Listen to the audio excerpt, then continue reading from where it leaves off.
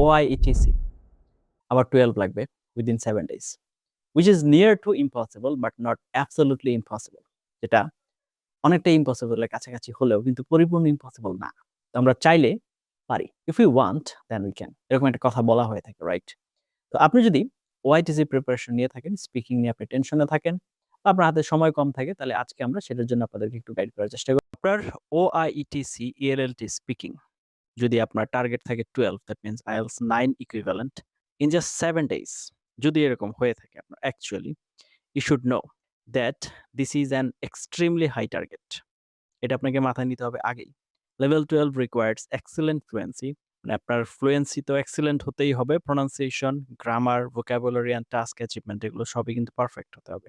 তো সেগুলো আমরা কিভাবে করব, বই পর্যন্ত কিভাবে যাব, সারে একটা গাইডলাইন বা রোড ম্যাপ আজকে আপনাদেরকে দেওয়ার চেষ্টা করব।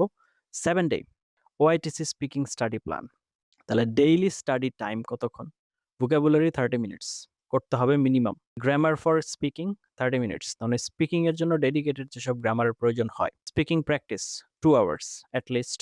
রেকর্ড অ্যান্ড অ্যানালাইজ আনসার হচ্ছে আপনার yourself করতে হবে 45 মিনিটস, অ্যান্ড মক টেস্ট হচ্ছে 30 মিনিটস, এটা করতেই হবে। Total around 4 to 5 hours daily, এটা আপনাকে এনশিওর করতে হবে উইদিন দিস 7 ডেজ।